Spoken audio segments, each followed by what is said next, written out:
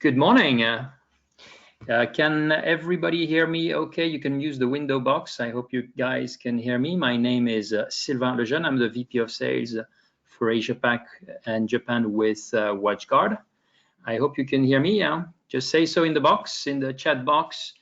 First of all, thank you for joining us. We really appreciate you taking the time to join us for this 45-minute, might be extended potentially to 60-minute webinar about a very, very important topic, which is all about new threats coming on the horizon in Southeast Asia, cyber threats, and how the Watchguard offering can help end customers, organizations of all sizes, defeat these threats and increase their cybersecurity posture. So you're welcome.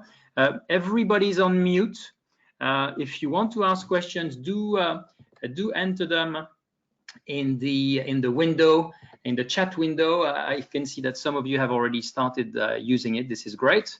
So let's get started. Again, my name is Sylvain, based in Singapore. I am joined by our senior principal consultant, Daniel Fuan, who is also based in Singapore. Daniel is an industry veteran. He has many, many years of experience in cyber. Daniel, you're welcome.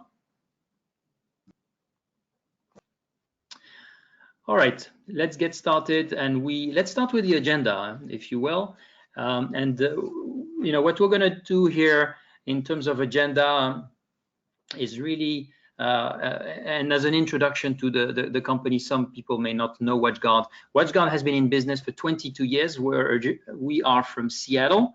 We are a very strong innovating companies. You know, a lot of innovators in the Seattle area, companies like Amazon, Microsoft, and so on. And what we really do is we focus on helping you, the SMB, the SMEs, the government agencies, protect yourself with a layered security services.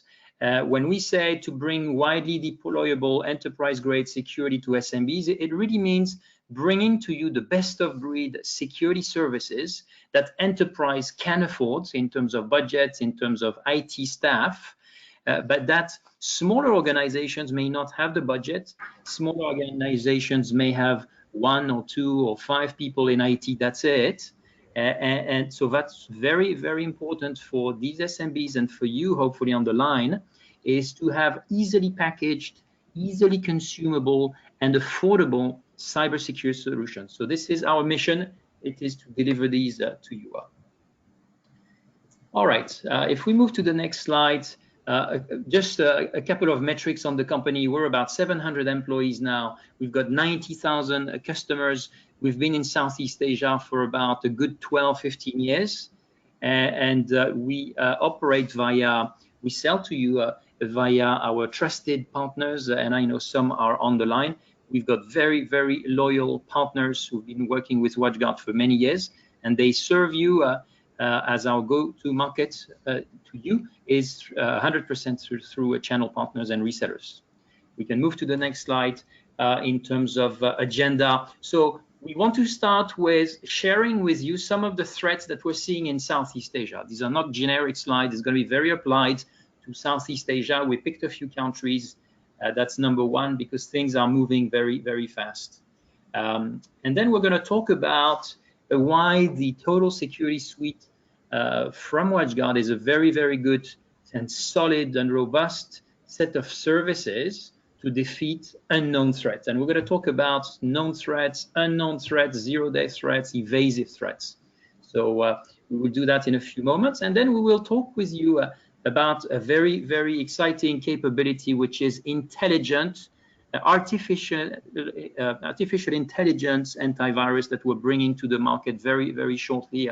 And again, this is a solution that probably none of you would be able to afford as a standalone, but because we have packaged it in a way that is easily consumable to you, this is made available to you and very affordable, so that you have a very, very strong AI and machine learning based antivirus at your disposal as part of our services. What we hope you get away from this session is a couple of things. Number one is basic security protection that you may have today. Your traditional antivirus, your traditional firewall is not enough. It's going to stop a number of threats, but far from all of them. The most advanced ones will go through your systems. So that's number one. And the second thing is we want to give you an overview of some very advanced capabilities that are extremely robust to mitigate, to detect, prevent, and mitigate some of these new threats coming on the radar. All right, so that's the agenda. Let's swiftly get started here. And I want to start with typical objections. Typical objections when we meet clients, a typical scenario is IT manager, IT director, or people from infrastructure say, look, you know, my firewall, my antivirus solution is working pretty well. I don't need any more stuff. Or, you know, for those of you who are our customers and who are on the basic security services package, they probably feel that it's good enough. I don't need to pay premium for a more advanced set of services. Or some of our customers or prospects say, I'm a small company. You know, I'm a small company. Nobody is interested in targeting and infiltrating my perimeter or my users' data. Many others say, you know, only a small amount of malware is 0 day. And we will tell you what 0 day means. But basically, it's unknown or evasive. All the rest can be caught by signature-based, so I shouldn't worry too much about 0 day malware.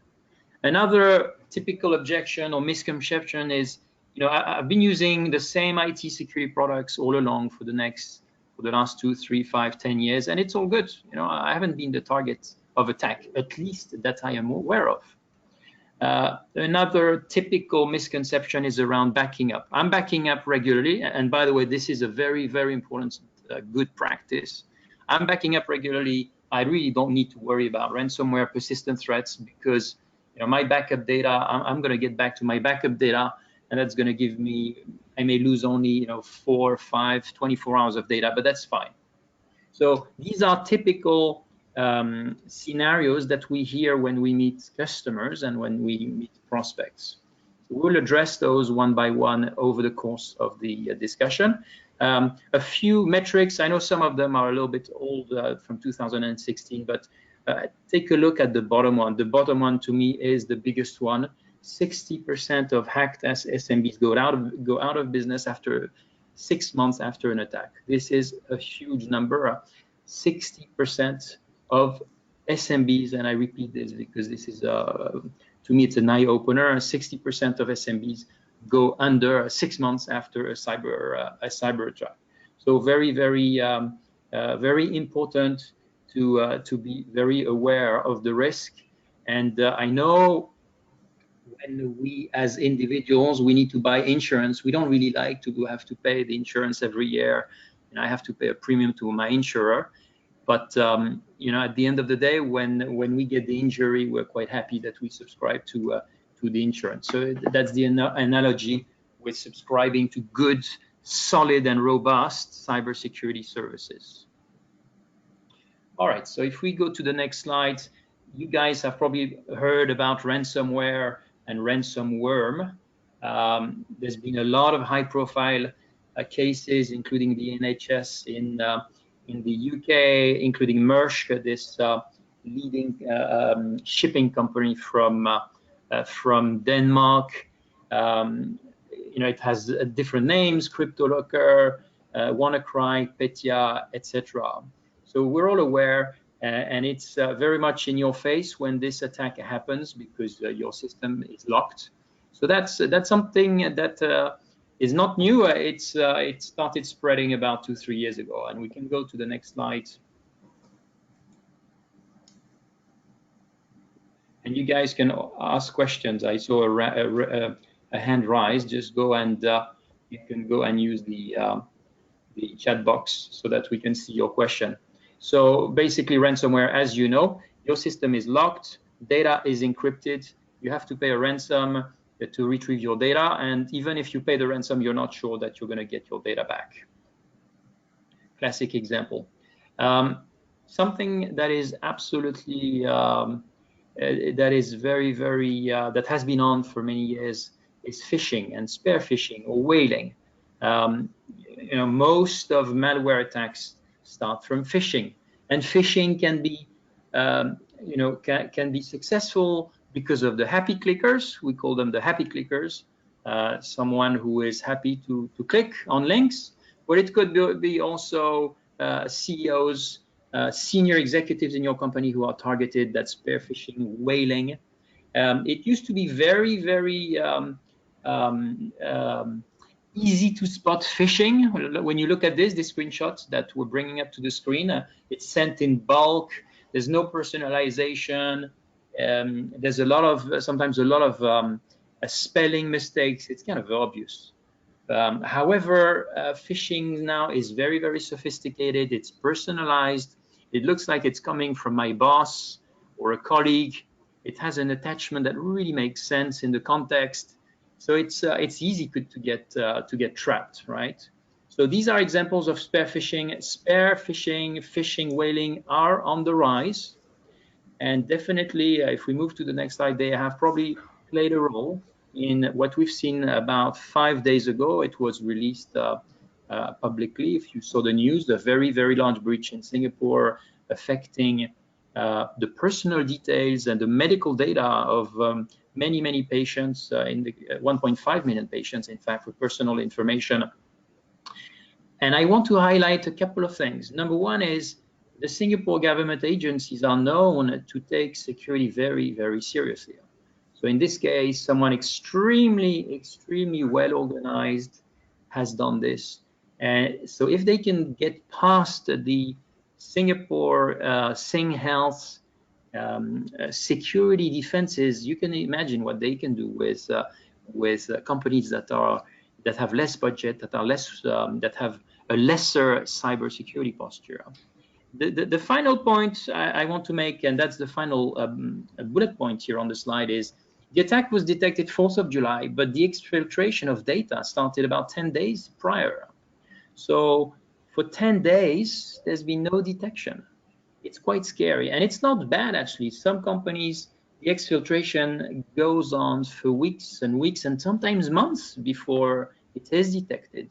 So I think Singtel has done a pretty good job in detecting this pretty fast after exfiltration, only 10 days. But think about this. You have a competitor who has put some malware maybe on your copy machine. Everything that you scan goes out to your competitor. And that could go on for months, weeks, for months. And your competitor is getting a lot of information from you. This is an example of data exfiltration with a government agency who takes cybersecurity very, very, very seriously. All right, let's move on to the next slide.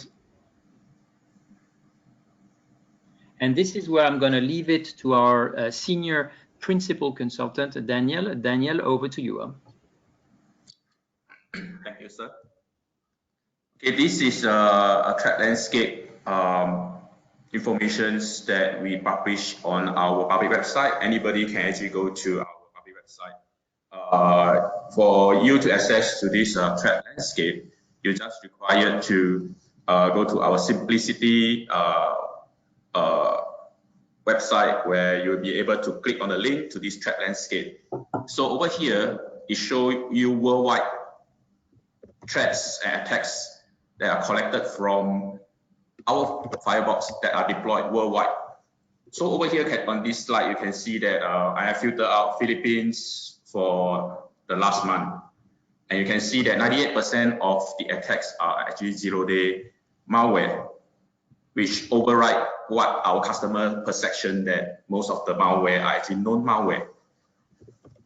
And below are the top 10 malware attacks. You can see that most of them are actually Bitcoin miner kind of malware, which is consistent with other countries as well, which I go through later. For example, for Singapore, for last month, it was 68% zero-day malware. So you can see that majority of the malware are still zero-day compared to the known malware. And in Thailand, in the last 1 month, it's also with a very high zero-day malware. And for the malware, you can see that it's also related to Bitcoin miner. So Bitcoin miner is a big business out there.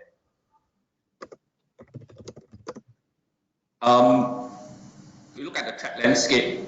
all attacks is still effective. For example, from this screenshot, 5,000 Windows users are infected by 15 years old malware. A lot of gateway antivirus vendor, what they do is that when they find that some of the malware are not in the wild anymore, they remove it from their database or from their signatures, because the signatures file is getting bigger and bigger, and they need to maintain the size for easy downloading and updating of their system. So you can see from this news that even old malware is still effective now and still able to attack the newer software. And malware is also a big business out there. There are now websites that allow users to subscribe to it and create new zero-day variants of malware. That's why you can see from the threat landscape that more and more malware are now zero-day malware as compared to the known malware. And attacks also causes damage to the corporation images. For example, now as you see from last year, last month, last week about the SingHealth attacks. It takes some works for SingHealth to actually work on it to get back the confidence of the customers. A lot of people are asking whether their data are being compromised, and braining games are actually putting on. And so far on today's newspaper, we have reports saying that the SingHealth have been doing a good job to keep everything managed and contained to bring back the confidence of the citizens. So for classification of malware, there are different classifications. There are the known malware, malware that can be detected by traditional security solutions that use signatures, things that have been known. And security vendors know about these threats and providing signatures or protections to protect against these known malware. There are also some unknown malware which have never been seen before. So require more advanced security solutions to look into it to identify these unknown malware. And there are some evasive type which are more advanced, which require more resources and more times to detect this kind of evasions malware. The SingHealth attacks is one of these kind of evasive attacks, which require more times and resources to identify it. So look at some of the mapping between the so-called the known malware, the unknown malware, and the risks of the threats. As you can see from here, most of the volume, as we know, most of the volume of the threats are known. Okay? Targeting, so the security solutions are able to detect this kind of malware based on reputations, based on some kind of patterns and behavior to identify this kind of known threats, which are already known, and we know the behavior.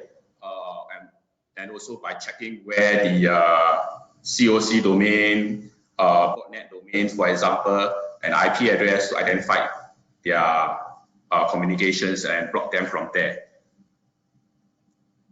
There are some that are unknown that require more further analysis by putting them into a certain malware family to detect how their behavior look like and identify them.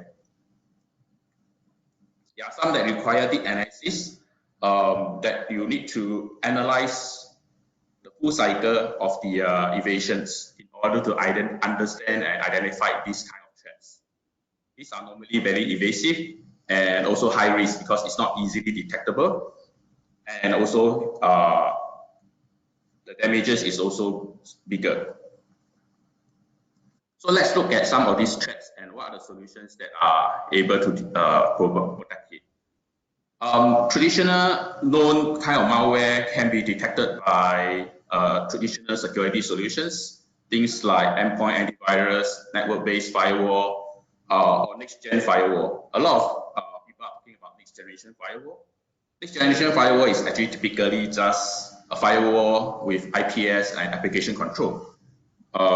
Because traditional network-based firewall can only detect and defend against network-level attacks, but they are not able to protect against application-level attacks.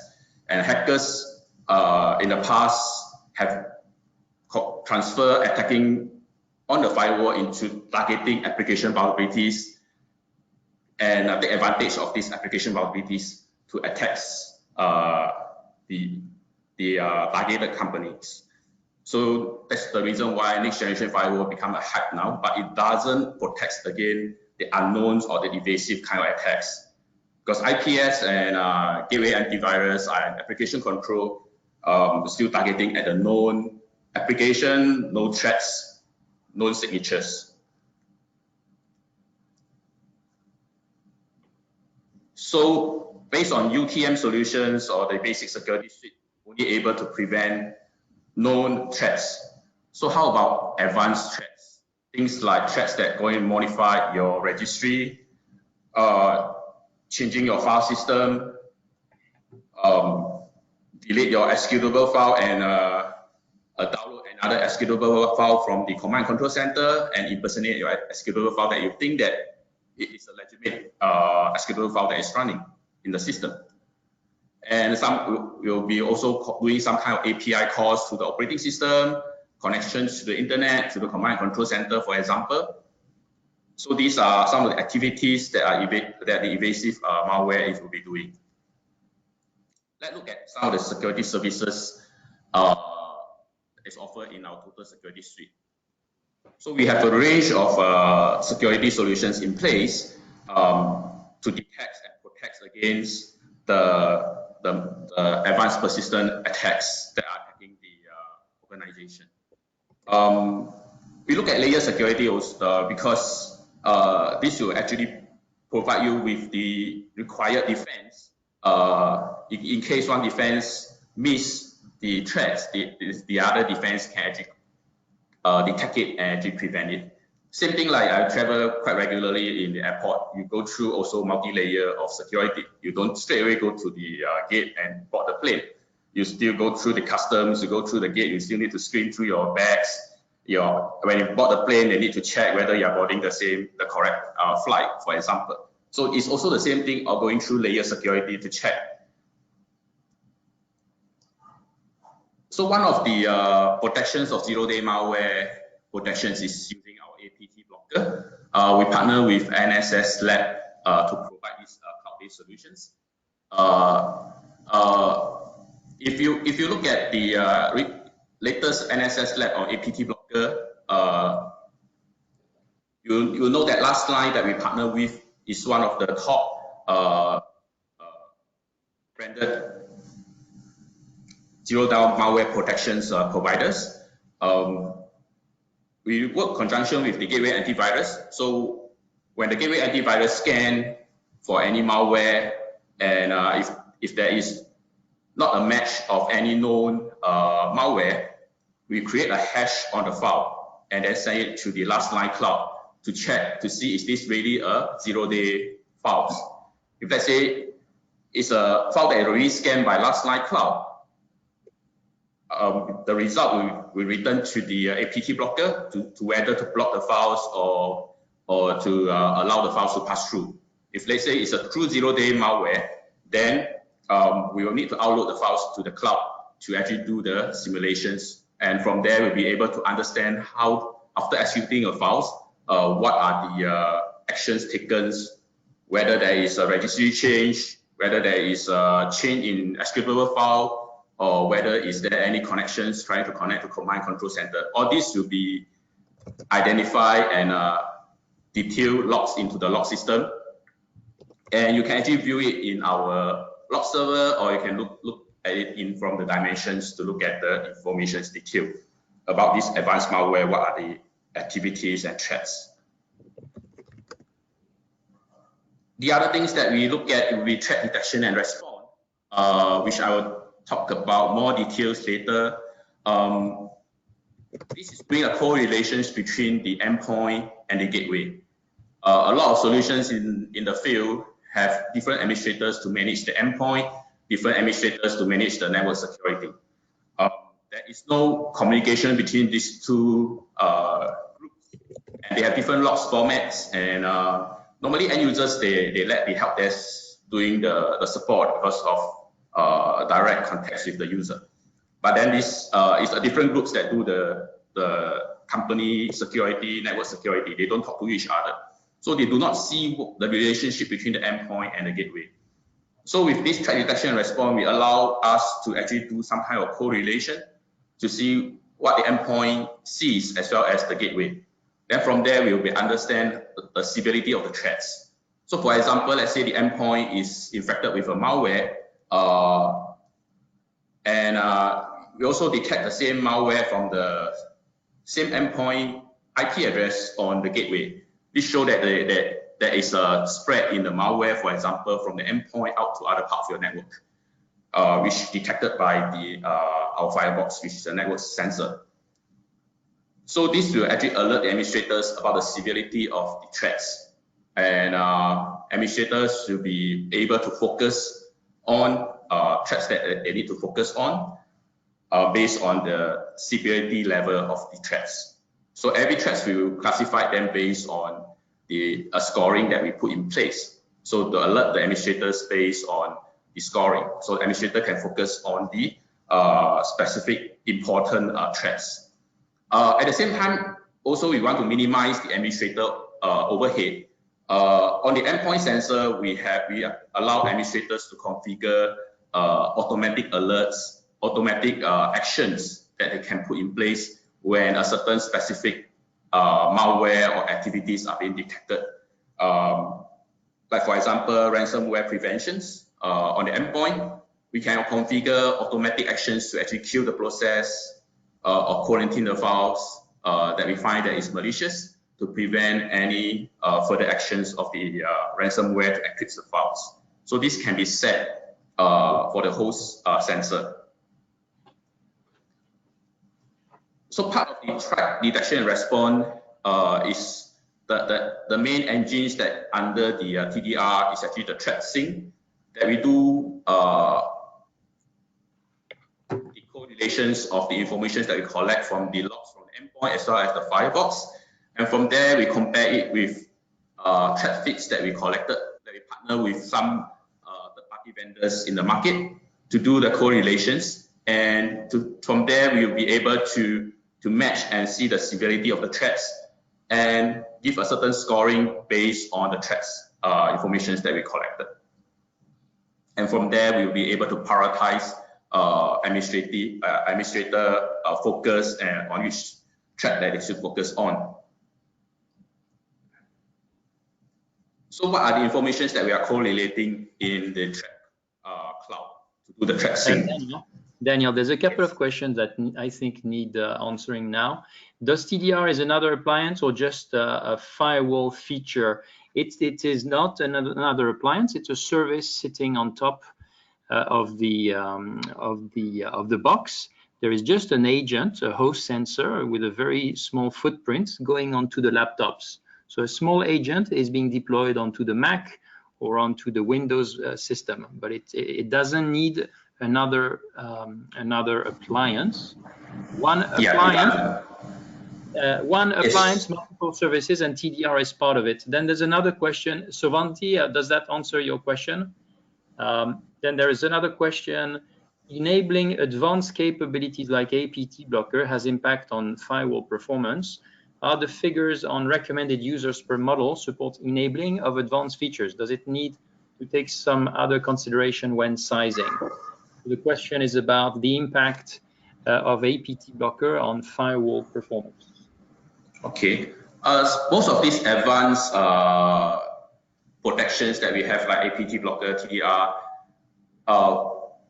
we actually offload the resources to the cloud. For example, the APT blocker, the sandboxing emulation is actually done at the cloud, so it doesn't take out resources on the Firebox. Even the TDR, also the correlations, with the tracing informations is all done also in the cloud. So we actually offload the resources actually to the cloud. You do not require to purchase a bigger box, for example, in order to run this total security. Okay. So resources are minimized on that. Those that require higher resources, I'll mention it when I go through those features. Okay, for example, web blocker, we will take informations like category that the user access to and then being blocked based on specific categories, or some of the categories that are required to enable are related to security or related to command and control center. These informations will be put in place, and then a certain scoring will be put in when certain incidents are being detected. And reputation and defense that we have is also to control, say, let's say for example, a web blocker block a certain category. Let's say allow online shoppings, but average online shopping websites are not managed properly or the same. Some may not be well maintained and infected with malware, and user access to it may cause drive-by download. So every time when a certain website that we access to and detected a malware, we reduce the reputation of the website. This will also correlate. We also cooperate with some AV vendors in the markets to get this fixed as well, to give our customers a service on the reputation of the website that they're accessing, to providing another layer of protection. The reputation and defense also includes geolocations that you can control, IP address for certain countries, and it also includes command and control botnet IP address. So these informations are also used to actually do the correlation. Host sensor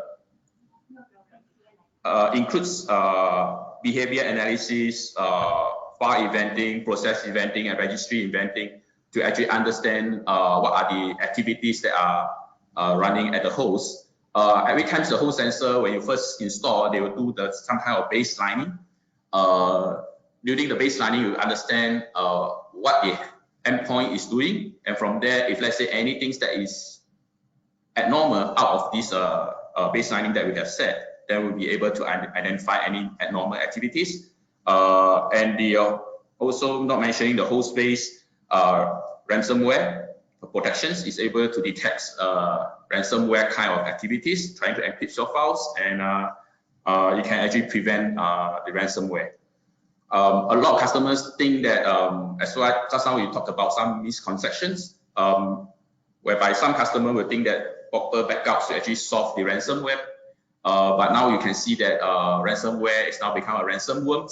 I see some of the customers having challenges cleaning their device in their network, because once they clean one device, the other one get infected because it's a worm that starts to spread around. And it's very hard to actually contain this ransomware. With Gateway Antivirus, we have also we will be able to send informations on the malware that are detected, and we can use it for correlation. APT blockers allow us to actually further identify the severity of the threats based on the emulations. So this will actually help us to confirm specific malware risks after all these other security solutions have sent in their logs or informations to the TDR cloud. So threat intelligence are third-party source that we work with to get this intelligence in to allow us to have more details, data and information after these correlations. So they give you, the administrators, more info and to allow them to make decisions on specific threats. So I'll give you an example of a case study over here based on Bitcoin miner Trojans. We can see that just now on the threat landscape, many of the attacks are based on Bitcoin miner, okay, like Philippines and Thailand, which just how we show. So for example, first the network firebox detect a suspicious connections to a website based on the web blocker category. And then the endpoint detected downloads of suspicious files onto the host when after the endpoint connected to the suspicious website.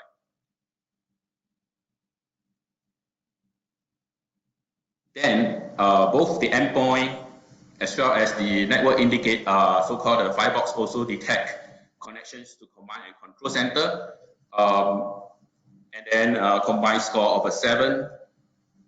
And also the endpoint detect another second stage of a malicious file drops onto the host.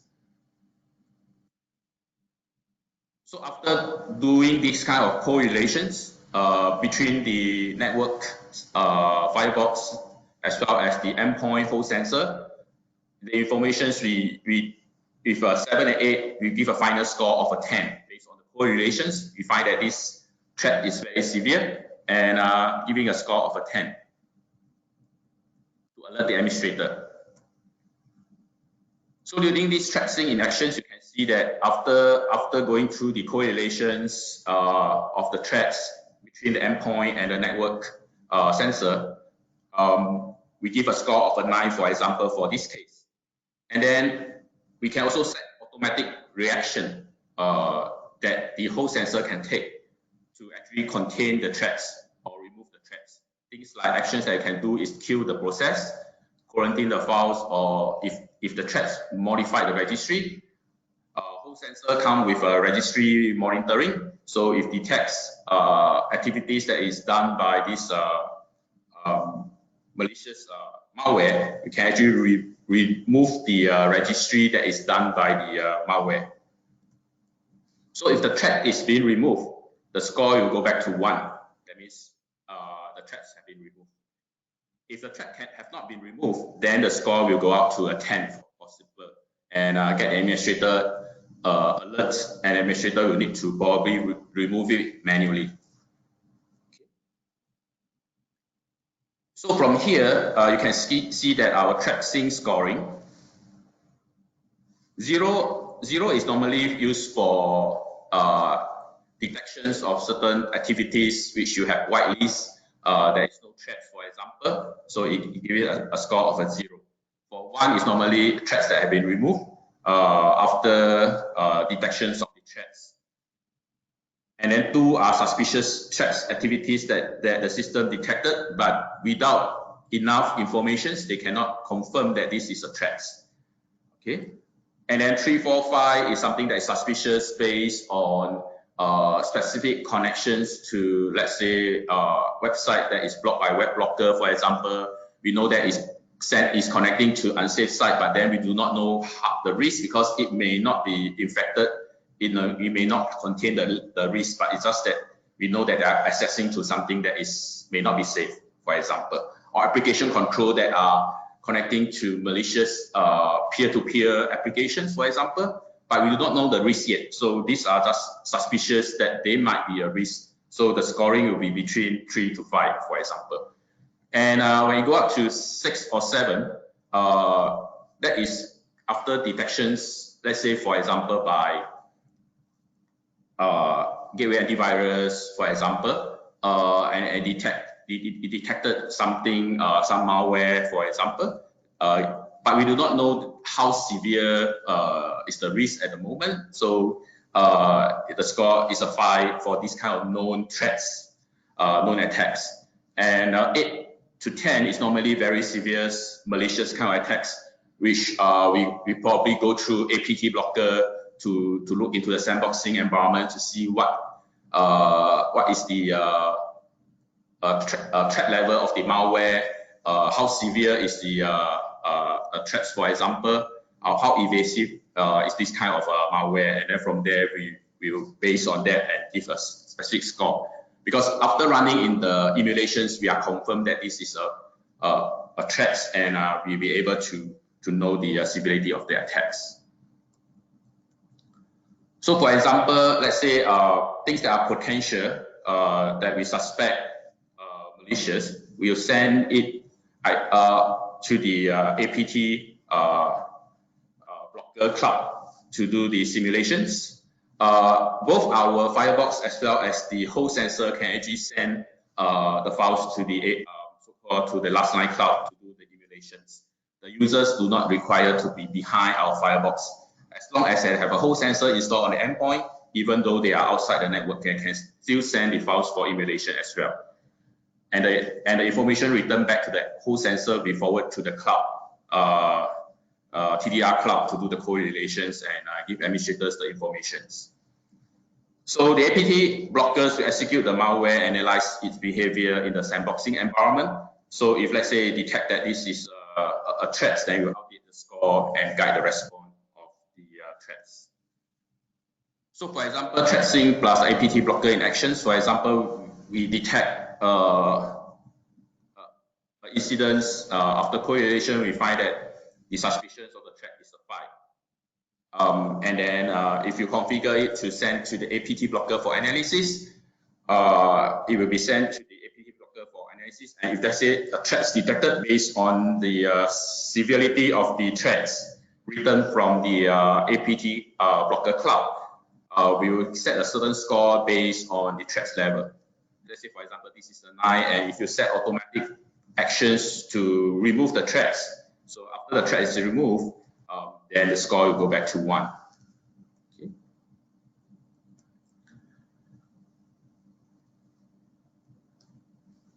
Okay, other than the TDR and the APT blocker part of the total security suite, we also have this access portal. Because we know that a lot of customers nowadays are actually moving more to the cloud-based kind of applications or solutions. And we wanted to secure this communication as well. So the access portal come in place whereby allowing users to actually connect through a browser via SSL VPN through the browser, and they'll be able to access securely to this kind of cloud-based applications because they will be going through layer of security, scanning, and protections when they access to this public cloud. And also one of the advantage of this access portal is that we allow single sign-on integration as well using multi-factor authentication solutions to allow us to connect securely to these cloud-based solutions. For this access portal, because it provides a web portal for the users, it uses resources from the Firebox to provide the web interface. So this access portal will definitely take out some resources from the Firebox. So this access portal, as you can see from our website, is only available from M270 onwards. Okay, because of the resources, it require more memory and resources. So it's from M27, all the 70s hardware plus the M4600s and the M5600s will be able to provide this access portal on the M series. The other new things that is available is the DNS watch, which we put in place in version 12.1. This allows us to provide protections to DNS query, not only queries from the web kind of traffic, but any protocol that uses domain name. Okay. So when you have these features turned on, so the DNS query will be directed to our DNS cloud services to do the resolutions. And if we detect specific malicious domain, we'll be able to redirect the users to black hole servers, allowing us to actually analyze the what the malware is trying to do, activities to let us understand what this malware can do, and from there to improve our security.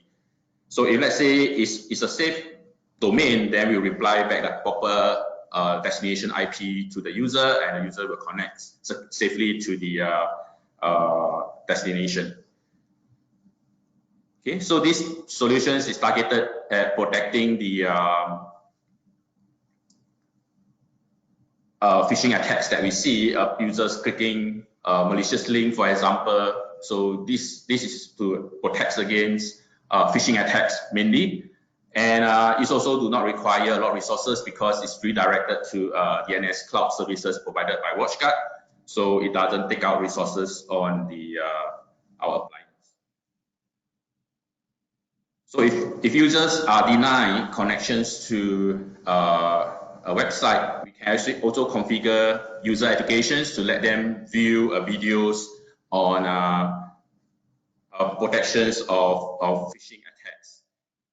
So they can actually watch the video to understand phishing attacks protections and be more aware about clicking any suspicious link. And the administrators can also be alert of specific activities by the user. Other than this, DNS Watch also includes forums that if you have the services, you can log into the forum to ask questions and discussion where you have experts providing you with the answers. So these are done by a third party. You can look at the domains over here that evaluate different solutions in the markets on protecting DNS services.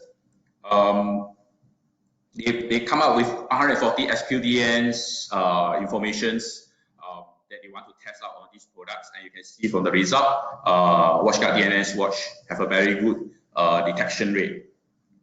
You can look into the website. This is the domain. You can copy it, and then you can actually look into the site and see how they do the testing, how they come out with the 140 SQDNs to test out individual companies' products.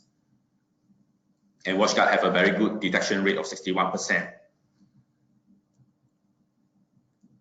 So you can see here Total Security Suite as well as Basic Security Suite solutions that we offer to protect against evasive kind of attacks.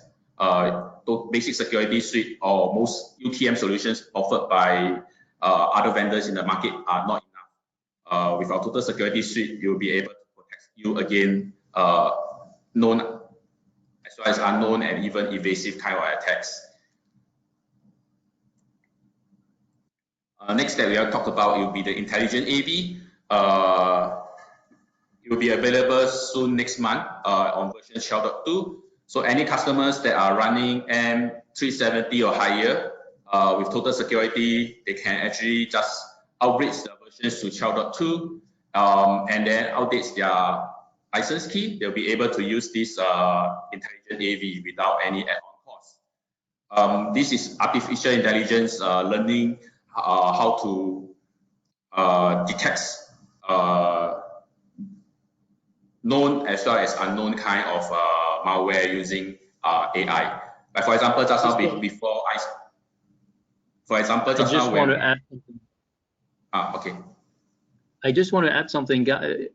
Everybody on the line, Silence AI, this is a leading vendor.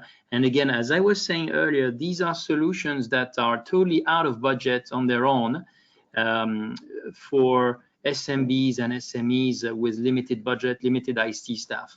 We are making this top-end, best-of-breed AI solution available to you as part of the box, as part of the services of Total Security Suite in a way that is very affordable. So these, again, the last line APT blocker that we reference to, this is something that is totally out of budget for SMBs and SMEs. The Silence AI engine, again, totally out of budget. But what we have done, we have integrated these two services as part of the Total Security Suite to enhance your cybersecurity posture in a way that is very easy. It's click of a button, and that is affordable. I think this is absolutely fantastic. When you combine the signature-based GAV, Gateway Antivirus, when you combine APT blocker in the cloud, and when you combine Silence,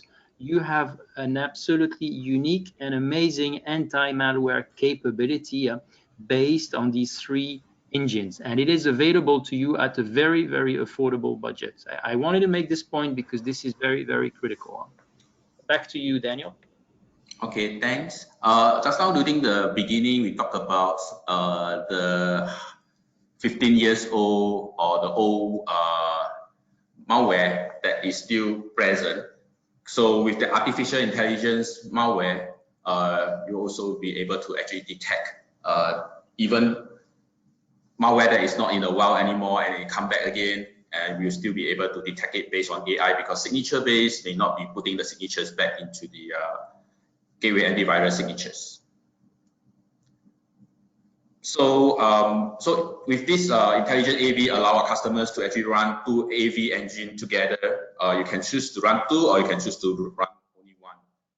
So you can choose to run Bit Defender's antivirus as well as the Siren antivirus together to provide better security and to block sophisticated malware attacks. So we are the first to provide this. Nobody in the vendors are providing these 2 solutions together in one at an affordable price. So what are the benefits of total security? It provides protections against known, unknown, as well as the evasive malware. You can see the difference just now in the presentation. And then we can correlate detections across the endpoint and network to allow you to understand your full network activities rather than just only on the network or on the endpoint. And to minimize administrative overhead, we can do automatic response to kill threats. You can also even set a certain severity level on the TDR and only activate specific actions based on the threats level in the field. For example, if you receive emails about specific malware activities happening in the wild and you wanted to be more kiasu a bit and you wanted to have more protections, you can turn on a more severe protections during that time and then turn it back on to the normal protections if you want. We can work on or off networks because the whole sensor can also connect directly to the cloud and send 0-day malware files to the last mile cloud for emulations and sandboxing. So you do not require to be within the network. Also shorter response time because with these correlations, you can detect the threat earlier. As we talk about it nowadays, most of the malware or evasions take longer to detect. So with this kind of correlations, you are able to understand and detect threats easier and faster, because with the baselining, you'll be able to understand any abnormal activities or difference within your network. And then we also work with third-party threat intelligence to provide us with better understanding of today's advanced threats. And then with all these automatic actions and protections running in place, administrators can target responding to threats easily based on the severity of the threats. Because if the administrator always every day see the same information show on the dashboard, he may think that this is normal in the network and he don't respond to it. You know, administrators spend most of the time, like 50% of the time, firefighting. So it's best that you are having a dashboard, you're having a feedback on the solutions, you understand your network activities, and you can preempt it and work on it rather than firefighting, which most companies or administrators are doing that. They spend most of the time firefighting, which is not good. So automatic processes and response will help to minimize administrative overhead, and you can spend more time monitoring and provide better security and management to the system.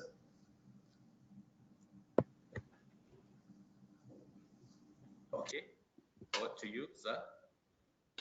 Very good, very good. This is Sylvain again, guys. Again, thank you for spending 55 minutes with us. We really appreciate it. Again, there's some questions about, you know, we provide these services and how come we provide these services that are very top end to the SMB market in a very affordable way. Because we sign OEM agreements for large volumes, and we have for the last 22 years the architecture of the solution is such that we can integrate and add on new services, layered services, very easily. This is the beauty of this. So when there's been questions on the chat box about, do I need another firewall, do I need another piece of hardware, that is the beauty. There is one box multiple services. I want to stress that. So the questions around, so one box, multiple services, that's number one, and making it affordable, because we have the expertise and the experience of striking these OEM agreements with the silence of the world, with the last line of the worlds, who are top end, who are the best of breed in their area. If you type silence and you have a look at silence on the web, they just raised 120 million, because these are solutions, top end solutions for the enterprise. Same with last line. And we have packaged this in a way that is very easy for you to consume, very easy for you to deploy, click of a button, and very affordable, because we have strong OEM relationships with them. So my call to action here is really around, educate yourself. We need to educate ourselves. We all need to educate ourselves. The threat landscape keeps evolving. Ransomware is prevalent, yes, but now there's a new piece of malware coming, which is cryptojacking. In other words, taking maliciously, making use of your computing resources for the purpose of cryptocurrency mining. So some malicious users are going onto your computer, downloading some malware, and then they are mining cryptocurrency on your computer, and sometimes your laptop goes very, very slow because of that. So that's a new type of malware, and we need to be continuously educated. So a great resource is simplicity.org, where there's a lot of videos, there's a lot of blog posts. Our CTO, Corey Nackreiner, he is a well-respected industry veteran. He writes a lot together with Marc Laliberté. They're really, really good experts. I encourage you to spend time, bookmark this website, spend time on it, study, because the threat landscape keeps evolving. And this is why Watchguard keeps innovating at speed, so that we keep bringing you the clients, our joint clients, we keep bringing you new innovative services so that you're always protected. Protection will never be 100%, but we must strive for 100%. The other thing is, as a call to action, is do contact your Watchguard One partner or your reseller. Give it a shot, give it a shot. Ask them for a free trial, ask them for a demo of Total Security Suite. Go for it. Ask us questions, engage with us. We are really keen to support you. And I think the key message here is one box, multiple services, and the Total Security Suite is really the way to go to be able to defeat not only known, but also evasive and unknown threats like we have been sharing with you. And I think the stats are pretty amazing. More than 50% in Southeast Asia in the last months of zero-day attacks. That means for 50% of threats, you are covered with your antivirus, your Trend Micro, and your firewall. But for 50%, which is a huge number, you are open to risk and to infiltration. So I hope this was useful. Maybe a bit of a show of hands in the box. Was it useful? Yes or no? Hopefully lots of yeses, but we take no's as well. Let us know in the box. Yes, no, yes, no. We're just staying another minute to get your feedback and engage with us, engage with our resellers and our Watchguard One partners. Do a trial, do a demo. Seeing is believing, and we'll be very, very happy to engage with you. Have a great day. Thank you for your time. Bye for now.